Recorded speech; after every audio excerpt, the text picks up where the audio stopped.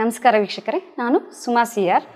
ಮೈ India healthy India ನನ್ನ ಭಾರತ ಸ್ವಸ್ಥ ಭಾರತ ಕಾರ್ಯಕ್ರಮಕ್ಕೆ ತಮ್ಮೆಲ್ಲರಿಗೂ ಸ್ವಾಗತ. ವೀಕ್ಷಕರ, ಇವಾಗ ನಮಗೆ ಗೊತ್ತಿರೋ ಈಗ ಪ್ರತಿಯೊಬ್ಬ ಮನುಷ್ಯನಿಗೂ ಒಂದೊಂದು ಮನಸ್ಸಿರುತ್ತೆ. ಅದೇ ರೀತಿ ಒಂದೊಂದು ಮನಸ್ಸಲ್ಲಿ ಒಂದೊಂದು 108 ಆಲೋಚನೆಗಳಿರುತ್ತೆ.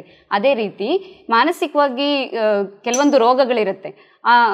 ಎಷ್ಟೊಂದು ಮಾನಸಿಕವಾಗಿ ಕೆಲವೊಂದು ರೋಗಗಳಿರುತ್ತೆ. ಮಾನಸಿಕವಾಗಿರೋ ರೋಗಗಳ ಬಗ್ಗೆ ಇವತ್ತಿನ ಸಂಚಿಕೆಯಲ್ಲಿ ತಿಳಿಸ್ಕೊಡ್ಲಿಕ್ಕೆ ನಮ್ಮ ಜೊತೆ ಇದ್ದಾರೆ ಡಾಕ್ಟರ್ ಸುಷ್ಮಿತಾ ಕೆ ಅವರು. ವಿಕ್ಟೋರಿಯಾ ಆಸ್ಪತ್ರೆಯಲ್ಲಿ ಸೀನಿಯರ್ ರೆಸಿಡೆಂಟ್ ಆಗಿ ವರ್ಕ್ ಮಾಡ್ತಾ ಇದ್ದಾರೆ. ಬನ್ನಿ ಅವ್ರ ಜೊತೆ ಇದ್ರ ಬಗ್ಗೆ ಹೆಚ್ಚಿನ ಒಂದು ಮಾನಸಿಕ ರೋಗಗಳ ಬಗ್ಗೆ ಹೆಚ್ಚಿನ ಒಂದು ವಿಚಾರವನ್ನು ತಿಳ್ಕೊಳ್ಳೋಣ. ನಿಮ್ಮ ಕಾರ್ಯಕ್ರಮಕ್ಕೆ ನಿಮಗೂ ಕೂಡ ಸ್ವಾಗತ ಮ್ಯಾಮ್. ಸ್ವಾಗತ ಮ್ಯಾಮ್. ಮಾನಸಿಕ ರೋಗ ಇವತ್ತಿನ ಒಂದು ಲೈಫ್ ಸ್ಟೈಲಲ್ಲಿ ತುಂಬಾ ಮಾನಸಿಕವಾಗಿ ಜನ ತುಂಬಾ ಸ್ಟ್ರೆಸ್ಫುಲ್ ಲೈಫ್ನ ಲೀಡ್ ಮಾಡ್ತಾ ಇದ್ದಾರೆ. ಮಾನಸಿಕ ರೋಗಗಳಿಂದ ಬಳಲ್ತಾ ಇದ್ದಾರೆ. ಮಾನಸಿಕ ರೋಗ ಅಂತಂದರೆ ಅದ್ರ ಬಗ್ಗೆ ಏನು ಹೇಳಲಿಕ್ಕೆ ನೀವು ಇಷ್ಟಪಡ್ತೀರಾ? ಮೊದಲಿಗೆ ಮಾನಸಿಕ ರೋಗ ಅನ್ನೋಕ್ಕಿಂತ ಮುಂಚಾಗಿ ಮಾನಸಿಕ ಆರೋಗ್ಯ ಅಂದರೆ ಏನು ಅದನ್ನು ತಿಳ್ಕೊಳ್ಳುವ. ಸೊ ಏನಾಗತ್ತೆ, ಎಲ್ಲರೂ ದೈಹಿಕ ಆರೋಗ್ಯ ಬಗ್ಗೆ ತುಂಬ ವಿಚಾರಿಸ್ಕೊತಾ ಇರ್ತಾರೆ ಅಥವಾ ತುಂಬ ಅದರ ಬಗ್ಗೆನೇ ಗಮನ ಕೊಡ್ತಾ ಇರ್ತಾರೆ. ಈ ವಿಚಾರದಿಂದಾಗಿ ಮಾನಸಿಕ ಆರೋಗ್ಯ ಬಗ್ಗೆ ಗಮನ ಕೊಡುವುದಿಲ್ಲ. ಸೊ ಇದ ಕಾರಣ ಮಾನಸಿಕ ಆರೋಗ್ಯ ಯಾವಾಗ ಚೆನ್ನಾಗಿರತ್ತೆ, ಯಾವಾಗ ಅದನ್ನು ಮಾನಸಿಕ ಆರೋಗ್ಯವಾಗಿರ್ತಾನೆ, ಒಬ್ಬ ಮನುಷ್ಯ ಯಾವಾಗ ಮಾನಸಿಕ ಆರೋಗ್ಯವಾಗಿರ್ತಾನೆ ಅನ್ನೋದನ್ನು ಫಸ್ಟು ತಿಳ್ಕೊಳ್ಳುವ. ಏನಂದ್ರೆ, ಈಗ ನಾವು ದಿನನಿತ್ಯ ಚಟುವಟಿಕೆಗಳನ್ನ ಮಾಡ್ತೇವೆ. ಸೊ ಅದನ್ನ ನಮ್ಮದೇ ಆದ ಒಂದು ಯೋಚನೆ, ಒಂದು ಆಲೋಚನೆ, ಒಳ್ಳೆ ರೀತಿಯಲ್ಲಿ ಆಲೋಚನೆ ಮಾಡಿಕೊಂಡು ಅದನ್ನ ಸರಿಯಾದ ರೀತಿಯಲ್ಲಿ ಕ್ರಮವಾಗಿ ನಾವು ನಡ್ಕೊಂಡು ಹೋದರೆ ಸೊ ಆಗ ನಮಗೆ ದಿನನಿತ್ಯ ಅಂದ್ರೆ ಚಟುವಟಿಕೆಗಳನ್ನ ಮಾಡ್ಲಿಕ್ಕೆ ಆಗ್ತದೆ.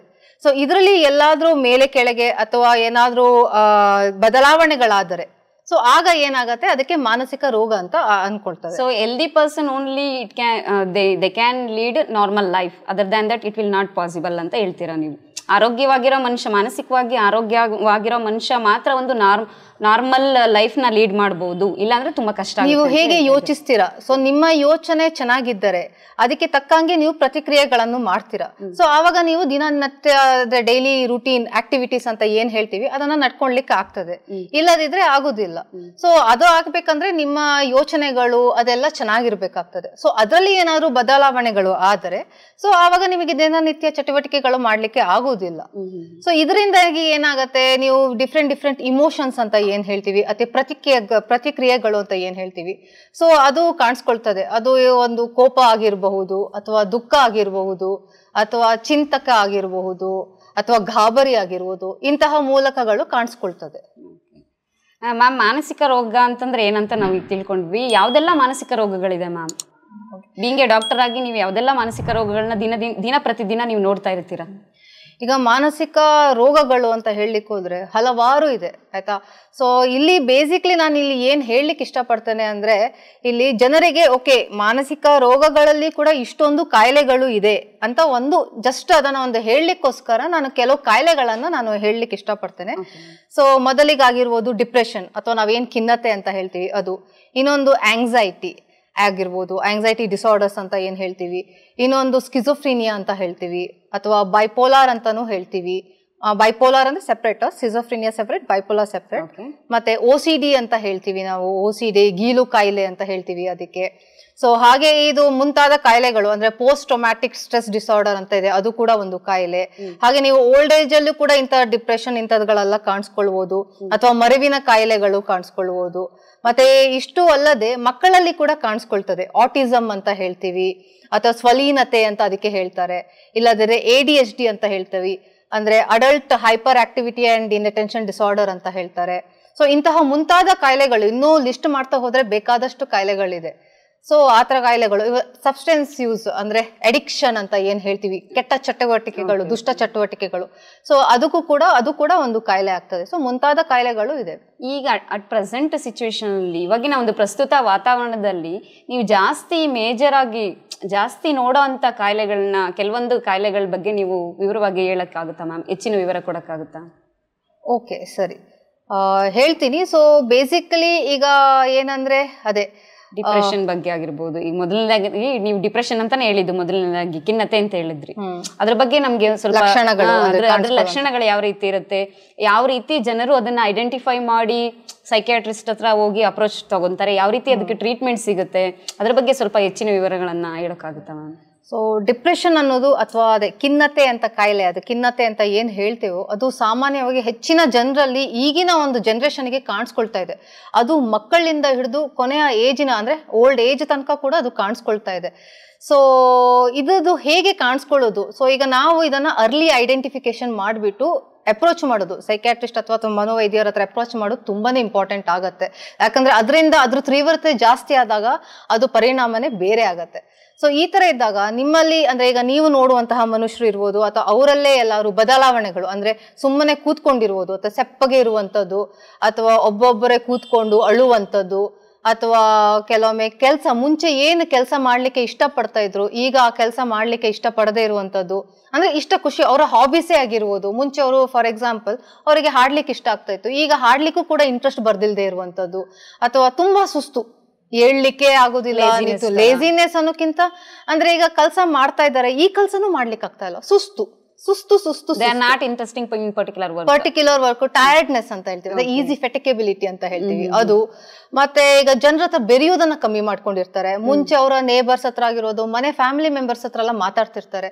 ಸೊ ಈಗ ಅದನ್ನ ಕಮ್ಮಿ ಮಾಡ್ತಾ ಇರ್ತಾರೆ, ಎಷ್ಟು ಬೇಕು ಅಷ್ಟೇ ಮಾತಾಡ್ತಿರ್ತಾರೆ. ಮತ್ತೆ ನಿದ್ದೆ ಕಮ್ಮಿ ಆಗಿದ್ದಿರುವುದು, ಹಸಿವು ಕಮ್ಮಿ ಆಗಿದ್ದಿರುವುದು, ಅಥವಾ ನಿದ್ದೆ ಕೆಲವೊಮ್ಮೆ ಜಾಸ್ತಿನೂ ಆಗಿರುವುದು. ಆ ತರ ನಾನು ಯಾಕೆ ಬದುಕಬೇಕು ಅಂತ ಈ ತರ ಯೋಚನೆಗಳು ಬರುವಂತದ್ದು, ಬೆಳಿಗ್ಗೆ ಬೇಗ ಎದ್ಬಿಟ್ಟು ಅಂದ್ರೆ ಬೆಳಿಗ್ಗೆ ಎದ್ದ ತಕ್ಷಣ ಸುಸ್ತು ಅಂತ ಫೀಲಿಂಗ್ ಆಗುತ್ತೆ. ಈ ಡಿಪ್ರೆಷನ್ ಒಳಗಾದವರಿಂದ ಅವ್ರ ಶರೀರದ ಮೇಲೆ, ಡಿಪ್ರೆಷನ್ ಒಳಗಾದವರು ಅವ್ರ ಶರೀರದ ಮೇಲೆ ಯಾವ ರೀತಿ ಪರಿಣಾಮ ಬೀರುತ್ತೆ ಮ್ಯಾಮ್? ಹೌದು, ಕೆಲವೊಮ್ಮೆ ಏನಾಗತ್ತೆ, ಕೆಲವ್ದು ಹೇಳಲಿಕ್ಕೆ ಆಗದೆ ಇರುವಾಗ ಆಗ ನಿಮ್ಗೆ ಮೈಕೈ ನೋವುಗಳಾಗುವಂಥದ್ದು, ಸೊ ತಲೆನೋವುಗಳು ಬರುವಂಥದ್ದು. ಏನಾಗತ್ತೆ, ಇದು ಮೈಕೈ ನೋವುಗಳಾಗ್ತಾ ಇರತ್ತೆ, ನೀವು ಎಲ್ಲ ಕಡೆ ಹೋಗಿರ್ತೀರ, ಎಲ್ಲ ನಿಮ್ಮ ಟೆಸ್ಟ್ಗಳೆಲ್ಲ ನಾರ್ಮಲ್ ಬಂದಿರ್ತದೆ, ಕೊನೆಗೆ ಸೈಕ್ಯಾಟ್ರಿಸ್ಟ್ ಹತ್ರ ಬಂದಿರ್ತಾರ, ಹೀಗೆ ವಿವರ ಮಾಡಿದಾಗ ಆಗ ಈ ತರ ಸಿಂಪ್ಟಮ್ಸ್ ಎಲ್ಲ ಕಾಣಿಸ್ಕೊಂಡಾಗ ಆಗ ಡಿಪ್ರೆಷನ್ ಅಂತ ಗೊತ್ತಾಗಿರತ್ತೆ. ಸೊ ಮೈಕೈ ನೋವುಗಳು ಕಾಣಿಸುವಂಥದ್ದು, ಈ ತರದೆಲ್ಲ ಕಾಣಿಸ್ಕೊಳ್ತದೆ. ಸೊ ಇದನ್ನೆಲ್ಲ ನಾವು ಅರ್ಲಿಯಾಗಿ ಐಡೆಂಟಿಫೈ ಮಾಡಬೇಕಾಗತ್ತೆ. ಇಲ್ಲದಿದ್ರೆ ಮುಂದೆ ಏನಾಗತ್ತೆ, ಸೊ ಒಂದ್ ಟೈಮ್ ಈ ತರ ಸೆಪ್ಪ ಕೂತ್ಕೊಂಡು ಇರುವುದು, ಒಬ್ರೊಬ್ರು ಹತ್ಕೊಂಡು, ಅಥವಾ ಕೊನೆಗೆ ಏನಾಗತ್ತೆ, ನಾನು ಯಾಕೆ ಬದುಕಬೇಕು ಅನ್ಕೊಂಡು ಈ ತರ ಯೋಚನೆ ಮಾಡ್ಕೊಂಡು ಸಾಯುವಂಥದ್ದು. ಅಥವಾ ಇತ್ತೀಚೆಗಿನ ಜನರಲ್ಲಿ ನೀವು ನೋಡಿರೋದು, ಯಾವುದೇ ಒಂದು ಮಕ್ಕಳಿಂದ ಹಿಡಿದು ಯಾವುದೇ ಏಜ್ ಗ್ರೂಪಿನವರಾಗ್ಲಿ ಸುಸೈಡ್ ರೇಟ್ ಜಾಸ್ತಿ ಆಗೋಗಿದೆ.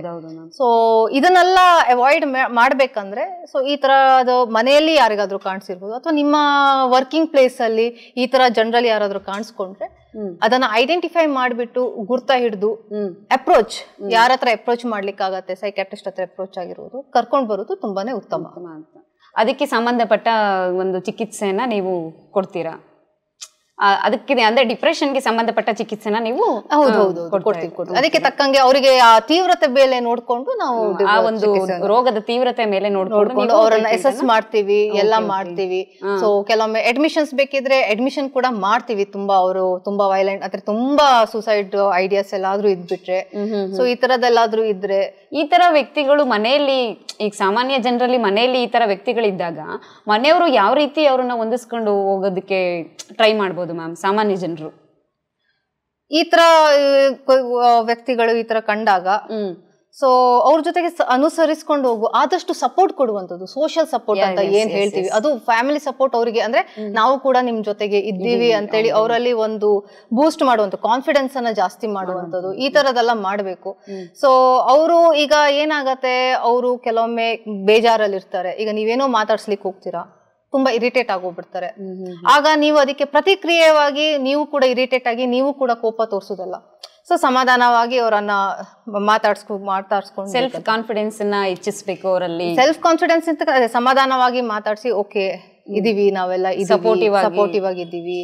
ಸೊ ಈ ತರ ಅವರಿಗೆ ಆದಷ್ಟು ಈ ಒಬ್ಬರಿಗೆ ಕೂತ್ಕೊಳ್ದೆ ಇರುವ ಹಾಗೆ ಈ ತರ ಎಲ್ಲ ಮಾಡ್ಬೇಕು. ಅಂದ್ರೆ ಬೇರೆ ಯಾವ್ದಾದ್ರು ಚಟುವಟಿಕೆಗಳಿಗೆ ಅವರನ್ನು ಕರ್ಕೊಂಡು ಹೋಗುವಂತದ್ದು, ಅಂದ್ರೆ ಈಗ ಅವರು ನೇಬರ್ಸ್ ಮನೆಗೆ ಹೋಗ್ತಾರ ಅಂದ್ರೆ ಅವರನ್ನು ಕರ್ಕೊಂಡು ಹೋಗಿ ಇನ್ವಾಲ್ವ್ ಮಾಡಿಸುವಂತದ್ದು, ಏನೋ ಮನೆ ಕೆಲಸದಲ್ಲೇ ಪರವಾಗಿಲ್ಲ ಮಾಡ್ಸೋದು, ಅವ್ರಿಗೆ ಇಂಟ್ರೆಸ್ಟ್ ಇಲ್ಲಿರೋ ಆಯ್ತು ಸ್ವಲ್ಪ ಚಿಕ್ಕ ಕೆಲಸ ಮಾಡು, ಈ ತರದೆಲ್ಲ ಆದಷ್ಟು ಅವ್ರನ್ನ ಒಂಟಿಯಾಗಿ ಬಿಡದೆ ಇರೋ ರೀತಿ ಆತರ ಸ್ವಲ್ಪ ಎಂಗೇಜ್ ಆಗಿ ಇಡ್ಸಿದ್ರೆ ಒಳ್ಳೇದು.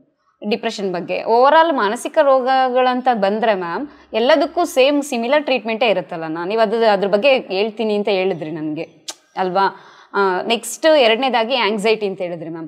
ಆಂಗ್ಸೈಟಿ ಅಂದ್ರೇನು, ಈಗ ಸಾಮಾನ್ಯ ಜನರಿಗೆ ಗೊತ್ತಿಲ್ಲ. ತುಂಬಾ ಆಂಗ್ಷಿಯಸ್ ಅದೇ ನಾನು ಆ ಟೈಮಲ್ಲಿ ತುಂಬಾ ಇದಾದೆ. ವೆನ್ ಅವರು ಹ್ಯಾಪಿಯಾಗಿದ್ದಾಗಲೂ ಕೂಡ ನಾನು ತುಂಬಾ ಆಂಗ್ಷಿಯಸ್ ಆದೆ ಅಂತ ಹೇಳ್ತಾರೆ. ಇವನ್ ದುಃಖದಲ್ಲಿದ್ದಾಗಲೂ ಕೂಡ ತುಂಬಾ ಆಂಗ್ಷಿಯಸ್ ಆದೆ ಅಂತ ಹೇಳ್ತಾರೆ. ಆಂಗ್ಸೈಟಿ ಅಂತಂದ್ರೆ ಏನು, ಅದ್ರ ಬಗ್ಗೆ ಏನು ವಿವರ ಕೊಡ್ತೀರಾ ಮ್ಯಾಮ್ ನಿಮ್ಗೆ? ಆಂಗ್ಸೈಟಿ ಅಂತ ನಾನೀಗ ಏನು ಹೇಳಿದೆ ಅಥವಾ ಈಗ ಏನು ಹೇಳಿದ್ರಿ, ಆಂಗ್ಸೈಟಿ ಅನ್ನೋದು ಸಾಮಾನ್ಯ ನಾರ್ಮಲ್ ಜನರಿಗೂ ಆಂಗ್ಸೈಟಿ ಇರ್ತದೆ. ಈಗ ನಾವೇ ಆಗಿರ್ಬೋದು, ನೀವೇ ಆಗಿರ್ಬೋದು, ಯಾರೇ ಆಗಿರ್ಬೋದು, ಒಂದು ಹಾವು ನೋಡಿದ ತಕ್ಷಣ ಹೆದರ್ಕೊಂತಾರೆ. ಸಾಮಾನ್ಯವಾಗಿ ಅದು ನಾರ್ಮಲ್. ಸೊ ಒಬ್ಬ ಈಗ ಅದನ್ನೇ ಬಂದ್ಬಿಟ್ಟು ಮನೇಲಿ ಕೂಡ ಹೆದರ್ಕೊಂಡು ಅದನ್ನೇ ಯೋಚನೆ ಮಾಡಿಕೊಂಡು ಮನೇಲಿ ಕೆಲಸ ಮಾಡದೆ ಕೂತ್ಕೊಂಡಿದ್ರೆ ಆಗ ಏನಾಗತ್ತೆ, ಅದೇ ನಾನು ಹೇಳಿದೆ, ಮಾನಸಿಕ ಆರೋಗ್ಯ ಅನಾರೋಗ್ಯ ಅಂದ್ರೆ ರೋಗ ಅಂತ ಇದ್ದಾಗ ಡೈಲಿ ರೂಟೀನ್ ಆಕ್ಟಿವಿಟೀಸ್ ಎಲ್ಲ ಡಿಸ್ಟರ್ಬ್ ಮಾಡ್ತದೆ. ಸೊ ಎಲ್ಲ ಆ ಆಂಗ್ಸೈಟಿ ನಿಮ್ಮ ಡೈಲಿ ರೂಟೀನ್ ಆಕ್ಟಿವಿಟೀಸ್ ಅನ್ನ ಡಿಸ್ಟರ್ಬ್ ಮಾಡಿದ್ರೆ ಅಥವಾ ಅದನ್ನ ಅಡ್ಡಿ ಮಾಡಿದ್ರೆ ಸೊ ಆಗ ಅದನ್ನ ಆಂಗ್ಸೈಟಿ ಡಿಸಾರ್ಡರ್ಸ್ ಅಂತ ಹೇಳ್ತಾರೆ. ಸೊ ಯೂಶಲಿ ಆ ಟೈಮಲ್ಲಿ ಏನಾಗತ್ತೆ, ಈ ಲಕ್ಷಣಗಳು ಏನು ಅಂದ್ರೆ ತೀವ್ರವಾಗಿ ಯೋಚನೆ ಮಾಡುವಂಥದ್ದು. ನಾರ್ಮಲ್ ಆಗಿ ನೀವು ಯೋಚಿಸ್ತೀರಾ, ತೀರಾ ಯಾವಾಗಲೂ ಅದನ್ನೇ ಯೋಚಿಸೋದು, ಚಿಕ್ಕ ಚಿಕ್ಕ ವಿಚಾರಕ್ಕೂ ಯೋಚನೆ ಮಾಡ್ತಾ ಇರೋದು, ಅದ್ರ ಬಗ್ಗೆನೇ ಯೋಚನೆ ಮಾಡೋದು, ಯಾವ್ದು ಬೇರೆ ಕೆಲಸಕ್ಕೆ ಗಮನ ಕೊಡದೇ ಇರುವಂತದ್ದು. ಕೆಲವು ಸಂದರ್ಭದಲ್ಲಿ ಏನಾಗತ್ತೆ, ಈ ತರ ಯೋಚನೆ ಮಾಡಿ ಸುಸ್ತಾಗುವಂಥದ್ದು, ನೀವು ಮಾಡುವಂತ ಕೆಲಸಗಳಿಗೆ ಕಾನ್ಸಂಟ್ರೇಟ್ ಮಾಡ್ಲಿಕ್ಕೆ ಆಗದೇ ಇರುವಂತದ್ದು, ಕೈ ಕಾಲ್ ಫುಲ್ ನಡುಗುವಂಥದ್ದು. ಕೆಲವೊಮ್ಮೆ ಏನಾಗತ್ತೆ, ಇದರಿಂದ ಪ್ಯಾನಿಕ್ ಅಟ್ಯಾಕ್ಸ್ ಅಂತ ಹೇಳ್ತೀವಿ. ಅಂದ್ರೆ ಲೈಕ್ ಏನೋ ಗಾಬರಿಯಿಂದ ಎದೆ ದಗ ದಗ ದಗ ದಗದ ಅಂತ ಆಗ್ಲಿಕ್ಕೆ ಸ್ಟಾರ್ಟ್ ಆಗುತ್ತೆ, ಉದ್ವೇಗ ಸ್ಥಿತಿಯಲ್ಲಿ. ಆಮೇಲೆ ಭಯ ಆಗ್ಲಿಕ್ಕೆ ಸ್ಟಾರ್ಟ್ ಆಗಿ ಬೆವರ್ಲಿಕ್ಕೆ ಸ್ಟಾರ್ಟ್ ಆಗುತ್ತೆ, ಕೈ ಕಾಲ್ ನಡುಕ್ತದೆ, ಬಾಡಿ ಮೇಲೆ ಕೂಡ ಹೊಟ್ಟೆ ಎಲ್ಲ ಗುಳುಗುಳು ಅಂತ ಹೇಳಲಿಕ್ಕೆ ಸ್ಟಾರ್ಟ್ ಆಗುತ್ತೆ, ಪದೇ ಪದೇ ಮೂತ್ರಕ್ಕೆ ಹೋಗ್ಬೇಕು ಅಂತ ಅನ್ಸುತ್ತೆ, ತಲೆ ಎಲ್ಲ ಭಾರ ಭಾರ ಅನ್ಸುತ್ತೋ ಅಥವಾ ಫುಲ್ ಲೈಟ್ ಅಂತ ಅನ್ಸ್ಲಿಕ್ಕೆ ಸ್ಟಾರ್ಟ್ ಆಗುತ್ತೆ, ವಾಂತಿ ಬಂದಂಗ. ಈ ಸಿಂಪ್ಟಮ್ಸ್ ಗಳು ಕಂಡು ಬಂದ ತಕ್ಷಣ ಅವ್ರ ಮನೆಯವರಾಗಿರ್ಬೋದು, ಸುತ್ತಮುತ್ತಲಿನವರಾಗಿರ್ಬೋದು, ಅವರು ಮನೋವೈದ್ಯರ ಹತ್ರ ಕರ್ಕೊಂಡು ಅಪ್ರೋಚ್ ಮಾಡ್ಬೇಕಾಗುತ್ತೆ ಆಂಗ್ಸೈಟಿ ಬಗ್ಗೆ. ಮ್ಯಾಮ್ ನವ್ವೇಡೇಸ್ ಇವಾಗ ತುಂಬಾನೇ ಹೆಚ್ಚಾಗಿ ಶಿಜೋಪ್ರೇನಿಯಾ ಅನ್ನೋ ಒಂದು ಕಾಯಿಲೆನ ನಾವು ತುಂಬಾ ನೋಡ್ತಾ ಇದ್ದೀವಿ. ಯಾರಿಗೆ ಏನ್ ಕೇಳಿದ್ರು ಅವ್ರಿಗೆ ಶಿಜೋಪ್ರೇನಿಯಾ ಇತ್ತಂತೆ. ಬಟ್ ಸಾಮಾನ್ಯ ಜನರಿಗೆ ಶಿಜೋಪ್ರೇನಿಯಾ ಅಂದ್ರೆ ಏನಂತ ಗೊತ್ತಿಲ್ಲ. ಅವ್ರಿಗೆ ಆಕ್ಚುಲಿ ಅದ್ರ ಬಗ್ಗೆ ನಾಲೆಡ್ಜ್ ಇಲ್ಲ. ಬಟ್ ಎಲ್ಲರೂ ಅದು ಹೇಳ್ತಾರೆ. ಆ ಕಾಯಿಲೆ ಬಗ್ಗೆ ನೀವೇನ್ ಹೇಳ್ತೀರಾ ಮ್ಯಾಮ್? ಯಾವ ರೀತಿ ಬರುತ್ತೆ ಅದು, ಯಾವ ರೀತಿ ಐಡೆಂಟಿಫೈ ಮಾಡ್ಬೋದು, ಅದಕ್ಕೆ ಟ್ರೀಟ್ಮೆಂಟ್ ಏನಿರುತ್ತೆ, ಅದ್ರ ಬಗ್ಗೆ ಏನ್ ಹೇಳಕ್ ಇಷ್ಟಪಡ್ತೀರಾ ಮ್ಯಾಮ್?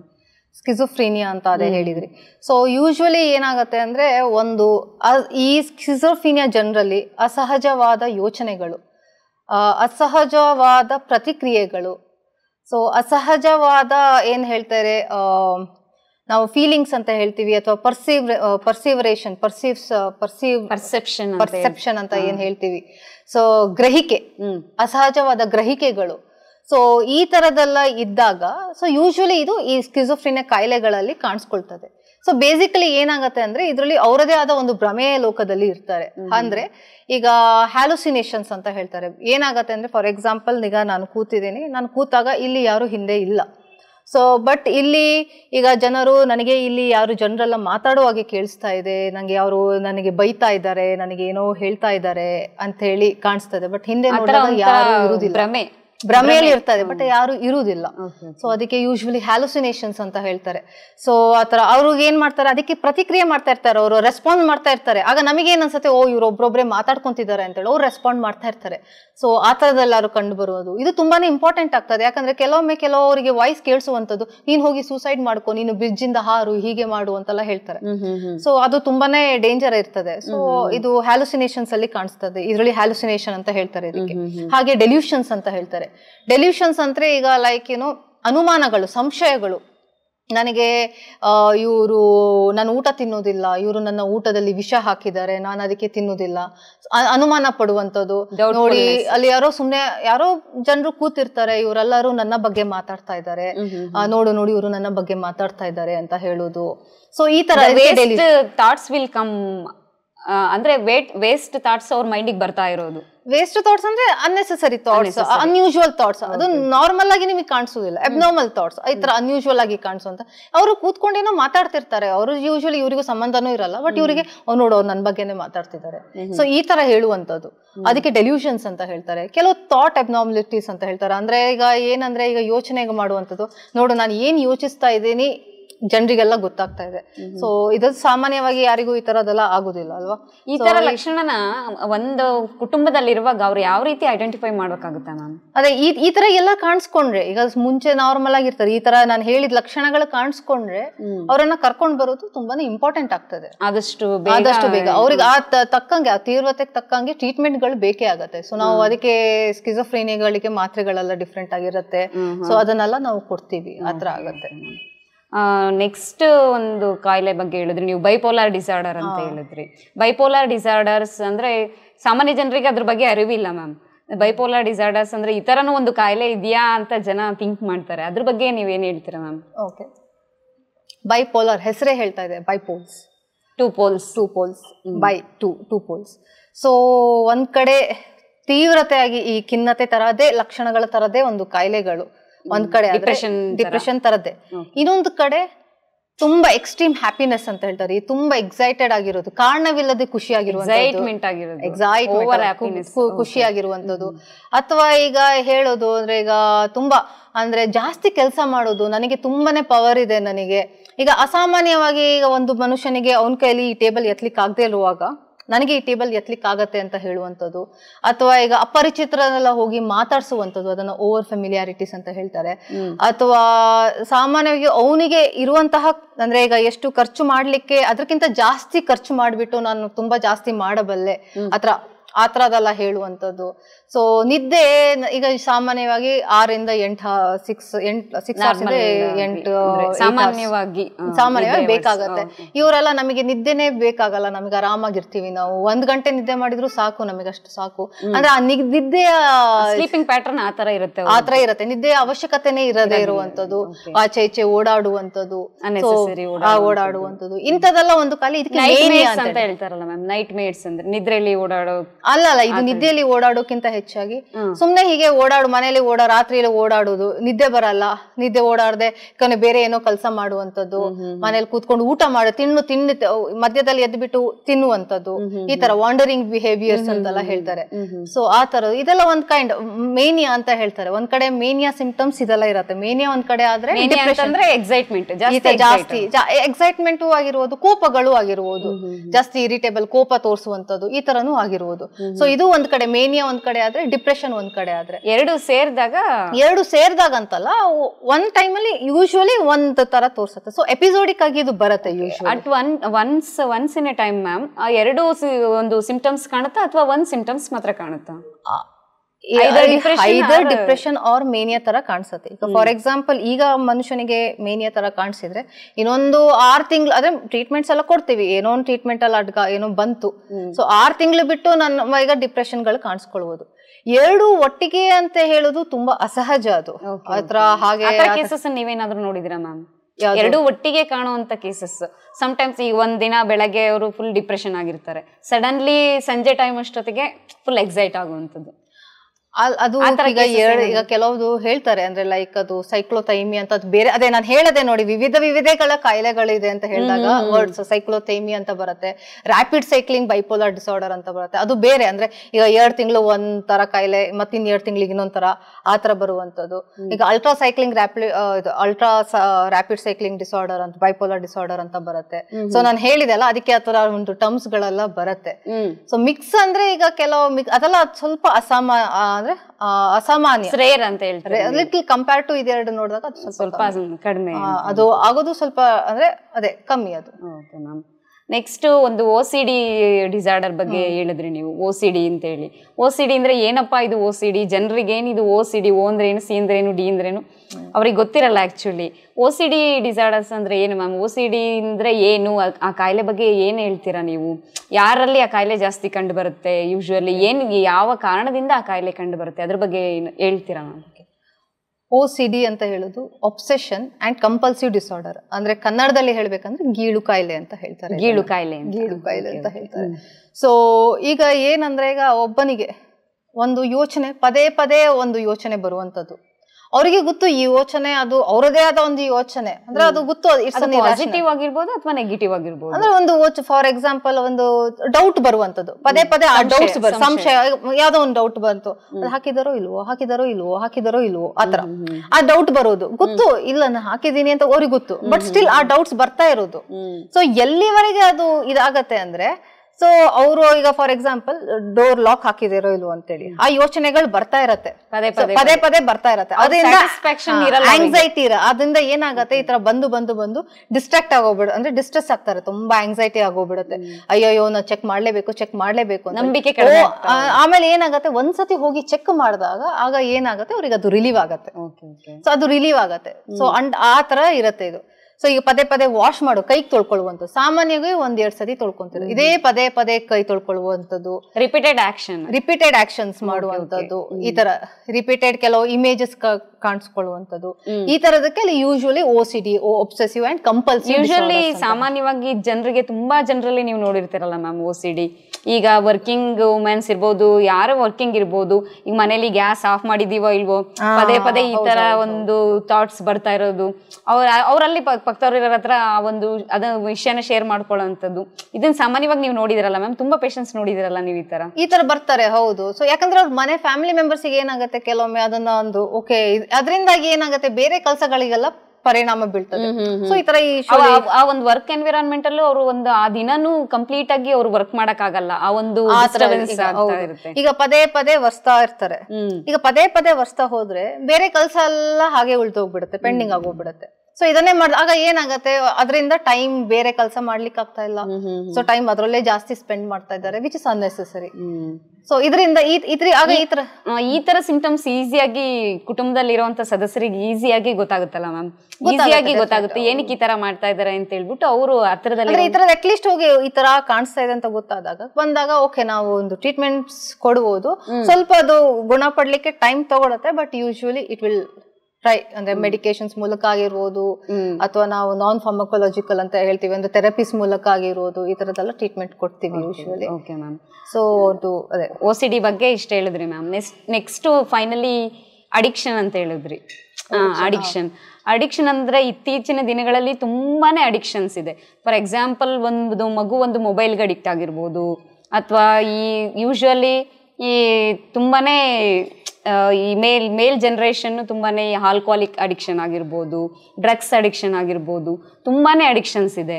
ಈ ಅಡಿಕ್ಷನ್ ಬಗ್ಗೆ ಯಾವ ರೀತಿ ಹೇಳ್ತೀರಾ? ಯಾವ ಏಜ್ ಗ್ರೂಪಿಗೆ ಯಾವ ತರ ಅಡಿಕ್ಷನ್ಸ್ ಬರ್ಬೋದು, ಅದು ಯಾವ ರೀತಿ ಶರೀರದ ಮೇಲೆ ಪರಿಣಾಮ ಬೀರ್ಬೋದು, ಫ್ಯಾಮಿಲಿ ಮೇಲೆ ಪರಿಣಾಮ ಬೀರ್ಬೋದು, ಎಕಾನಮಿ ಮೇಲೆ ಪರಿಣಾಮ ಬೀರ್ಬೋದು, ಇದ್ರ ಬಗ್ಗೆ ಹೇಳ್ತೀರಾ ಮ್ಯಾಮ್?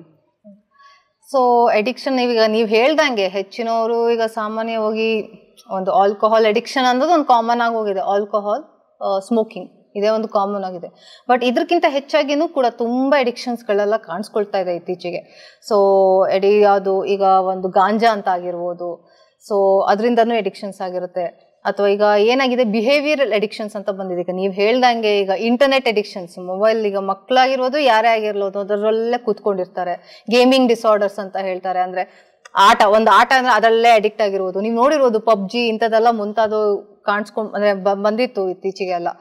ಸೊ ಈ ತರದೆಲ್ಲ ಏನಾಗತ್ತೆ, ಯೂಶುವಲಿ ಸಾಮಾನ್ಯವಾಗಿ ಓಕೆ, ಈಗ ಒಂದು ನೀವು ಇಂಟರ್ನೆಟ್ ನೋಡ್ತೀರಾ, ನಾವು ನೋಡ್ತೀವಿ, ಜನರೆಲ್ಲ ನೋಡ್ತಾರೆ, ಒಂದು ಲಿಮಿಟ್ ಇದೆ. ಸೊ ಯಾವ ಲೆವೆಲ್ಗೆ ಇದಾಗತ್ತೆ ಅಂದ್ರೆ ಅದ್ರ ಇಲ್ಲದೆ ಬದುಕ್ಲಿಕ್ಕೆ ಅಂದ್ರೆ ಇರ್ಲಿಕ್ಕೆ ಆಗುದಿಲ್ಲ. ಅಂದ್ರೆ ಅವರ ಒಂದು ಟೈಮು, ಎನರ್ಜಿ ಎಲ್ಲಾನು ಒಂದೇ ಒಂದು ಅದಕ್ಕೆ ಪ್ರಾಮುಖ್ಯತೆ ಕೊಟ್ಬಿಟ್ಟು ಬೇರೆ ಪ್ರಾಮುಖ್ಯತೆ ಇರುವಂತಹ ಕೆಲಸಗಳನ್ನು ಬಿಟ್ಟು ಈ ಕೆಲಸಗಳನ್ನು ಮಾಡುವಂತದ್ದು, ಇದಕ್ಕೆ ಅಡಿಕ್ಷನ್ ಅಂತ ಹೇಳ್ತಾರೆ. ಸೊ ಅದಿಲ್ಲದೆ ಇರ್ಲಿಕ್ಕೆ ಆಗದೆ ಇರುವುದು, ಅದು ನಿಮ್ಮ ಇಷ್ಟೇ ಅಲ್ಲದೆ ಈಗ ನಿಮ್ಮ ಹೆಲ್ತ್ ಮೇಲೂ ಅದು ಪರಿಣಾಮ ಬೀಳುವಂತದ್ದು. ಈಗ ಫಾರ್ ಎಕ್ಸಾಂಪಲ್ ನೀವು ಕುಡಿತೀರಾ, ಆಮೇಲೆ ಯಾರಾದ್ರೂ ಕುಡಿತಾರೆ ಅಂತ ಅಂದಾಗ, ಸೊ ಆಗ ಏನಾಗುತ್ತೆ, ಡೆಫಿನೆಟ್ಲಿ ಜಾಸ್ತಿ ಕುಡಿದಾಗ ಲಿವರಿಗಾಗಿರ್ಬೋದು, ಅಥವಾ ಈಗ ಎಲ್ಲಾ ಒಂದು ದೇಹದಲ್ಲಿ, ಅಥವಾ ನಿಮ್ಮ ಪ್ಯಾಂಕ್ರಿಯಾಸ್ ಆಗಿರ್ಬೋದು, ಈ ತರದಕ್ಕೆಲ್ಲ ಎಫೆಕ್ಟ್ ಆದಾಗ ಮೆಂಟಲಿ ಅದು ಹೆಲ್ತ್ಗೆ ಎಫೆಕ್ಟ್ ಆಗ್ತದೆ. ಸೊ ಈಗ ಬಿಹೇವಿಯರಲ್ ಅಡಿಕ್ಷನ್ ಅಂದಾಗ ನಿದ್ದೆ ಎಲ್ಲ ಗೆಟ್ಕೊಂಡು ಅದನ್ನ ಮಾಡುವಂಥದ್ದು, ಈ ತರದ ಈಗ ನಿದ್ದೆ ಇಲ್ಲದಾಗ ಅದರಿಂದನೂ ಅಡ್ಡ ಪರಿಣಾಮಗಳು ಜಾಸ್ತಿ ಇರ್ತದೆ. ಸೊ ಈ ತರದೆಲ್ಲ ಕಾಣಿಸ್ಕೊಳ್ತದೆ. ಸೊ ಯೂಶುವಲಿ ಏನಾಗತ್ತೆ, ಎಲ್ಲಾದ್ರೂ ಅವರ ಮನೆಯಲ್ಲಿ ಈ ತರ ಒಂದು ಸ್ವಲ್ಪಕ್ಕಿಂತ ಜಾಸ್ತಿ ಏನಾದ್ರು ಈ ತರ ಕಂಡು ಬಂದ್ರೆ, ಈ ತರ ಅಡಿಕ್ಷನ್ಸ್ ಹತ್ರ ಒಂದೇ ಕಡೆ ಆಟ ಆಡ್ಕೊಂಡಿರುವುದು, ಅಂದ್ರೆ ಈಗ ಹೇಳಿ ಮೊಬೈಲ್ ಜಾಸ್ತಿ ನೋಡ್ತಾ ಇರುವುದು, ಅಥವಾ ಅವರು ಈಗ ಒಂದು ಮಗು ಅದೇ ಒಂದು ಟೀನೇಜರ್ಸ್ ಯೂಶುವಲಿ ಒಂದು ಮೊಬೈಲ್ ಆಟ ಆಡ್ತಾ ಇದ್ದಾರೆ ಅಂತ ಅಂದ್ಕೊಳ್ಳಿ, ಅದನ್ನೇ ಮಾಡ್ತಾ ಇಟ್ಕೊಂಡು ಹೋಮ್ವರ್ಕ್ನೆಲ್ಲ ಬಿಡುವಂಥದ್ದು, ಊಟನ್ ಬಿಡುವಂಥದ್ದು, ಈ ಥರದೆಲ್ಲ ಕಾಣಿಸ್ಕೊಂಡಾಗ ಯೂಶುವಲಿ ಒಂದು ಸೈಕ್ಯಾಟ್ರಿಸ್ಟ್ ಹತ್ರ ಅಪ್ರೋಚ್ ಮಾಡಿದರೆ ಹೆಲ್ಪ್ ಆಗುತ್ತೆ. ಆಗ ನಾವು ಮತ್ತೆ ಅದಕ್ಕೆ ತಕ್ಕಂಗೆ ಅದೇ ಹೇಳ್ದಂಗೆ ಟ್ರೀಟ್ಮೆಂಟ್ಸ್ ಕೊಡ್ತೀವಿ ನಾವು. ಇದುವರೆಗೂ ತುಂಬಾನೇ ನಾವು ಮೇಜರ್ ಡಿಸಾರ್ಡರ್ಸ್ ಬಗ್ಗೆ ಡಿಸ್ಕಸ್ ಮಾಡಿದ್ವಿ ಮ್ಯಾಮ್. ಇವೆಲ್ಲದಕ್ಕೂ ಯೂಶುವಲಿ ಸಿಮಿಲರ್ ಟ್ರೀಟ್ಮೆಂಟ್ ಇರುತ್ತೆ. ಯೂಶುವಲಿ ಸಿಮಿಲರ್ ಅಂದ್ರೆ ಲೈಕ್ ಸಿಮಿಲರ್ ಅಂತಲ್ಲ, ಈಗ ಒಂದು ಆ ತೀವ್ರತೆ ಬಗ್ಗೆ ನಾವು ನೋಡ್ತೀವಿ. ಅಂದ್ರೆ ಈಗ ಫಾರ್ ಎಕ್ಸಾಂಪಲ್ ಕೆಲವರಿಗೆ IP ಅಡ್ಮಿಷನ್ ಅಂದ್ರೆ ಅಡ್ಮಿಷನ್ ಬೇಕಾಗ್ತದೆ ಕೆಲವು ಪೇಷಂಟ್ಸ್ಗೆ, ಅಷ್ಟು ತೀವ್ರತೆ ಇರುತ್ತೆ. ಕೆಲವರು OP ಬೇಸಿಸ್. ಒಂದು ಏನಂದ್ರೆ ನಮಗೆ ರೆಗ್ಯುಲರ್ ಫಾಲೋಅಪ್ಸ್ ಬೇಕಾಗ್ತದೆ. ಸೊ ಅವರಿಗೆ ನಾವು ಮೆಡಿಕೇಶನ್ಸ್ ಕೊಡ್ತೀವಿ. ಮೆಡಿಕೇಶನ್ ಕೂಡ ಅವರಿಗೆ ಯಾವ ಕಾಯಿಲೆ ಇದೆ, ಅದು ಯಾವ್ದಕ್ಕೆ ಅವರ ಸಿಂಪ್ಟಮ್ಸ್ ಬೇಸಿಸ್ ತಕ್ಕಾಗೆ ಮಾತ್ರೆಗಳನ್ನು ಕೊಡ್ತೀವಿ. ಇಲ್ಲದಿದ್ರೆ ಅದೇ ಕಾಯಿಲೆಗಳಿಗೆ ಸೆಪರೇಟ್ ಮೆಡಿಕೇಶನ್ಸ್ ಇರ್ತದೆ, ಅದನ್ನ ಕೊಡ್ತೀವಿ. ಈಗ ಡಿಪ್ರೆಷನ್ ಇದ್ರೆ ಡಿಪ್ರೆಷನ್ ಸಂಬಂಧಪಟ್ಟ ಮಾತ್ರೆಗಳನ್ನು ಮೆಡಿಕೇಶನ್ ಕೊಡ್ತೀರಾ. ಆಂಗ್ಸೈಟಿ ಇದ್ರೆ ಅದಕ್ಕೆ ಸಂಬಂಧಪಟ್ಟಿರೋದು, OCD ಇದ್ರೆ ಅದಕ್ಕೆ ಸಂಬಂಧಪಟ್ಟಿರೋದು, ಬೈಪೋಲಾರ್ ಇದ್ರೆ ಅದಕ್ಕೆ ಸಂಬಂಧಪಟ್ಟಿರೋದು, ಅಡಿಕ್ಷನ್ ಇದ್ರೆ ಅದಕ್ಕೆ ಸಂಬಂಧಪಟ್ಟಿರೋದು, ಇಷ್ಟು ಕಾಯಿಲೆಗಳ ಬಗ್ಗೆ ನಾವು ಇವಾಗ ಮಾತಾಡಿದ್ವಿ ಮ್ಯಾಮ್. ಎಲ್ಲದಕ್ಕೂ ಅದಕ್ಕೆ ಸಂಬಂಧಪಟ್ಟ ಅಂತ ಒಂದು ಚಿಕಿತ್ಸೆನ ಕೊಡ್ತೀರಾ ಮೆಡಿಕೇಶನ್ ಅಂತೇಳಿ. ನಾನ್ ಮೆಡಿಕೇಶನ್ ಆಗಿ ಏನು ಥೆರಪಿಸ್ ಅಂತೆಲ್ಲ ಇರುತ್ತೆ ಕೆಲವೊಮ್ಮೆ. ಅದೇ ನಾನು ಹೇಳಿದೆಲ್ಲ, ಒಂದೊಂದು ಸೆಷನ್ಸ್ ಗಳೆಲ್ಲ ಕೂತ್ಕೊಂಡು ಅವ್ರ ಹತ್ರ ಮಾತಾಡ್ತಾರೆ. ಸೊ ಅದಕ್ಕೂ ಕೆಲವು ಅಸೈನ್ಮೆಂಟ್ಸ್ ಗಳೆಲ್ಲ ಇರ್ತದೆ, ರೆಗ್ಯುಲರ್ ಆಗಿ ಫಾಲೋಅಪ್ಸ್ಗೆ ಬರಬೇಕಾಗತ್ತೆ.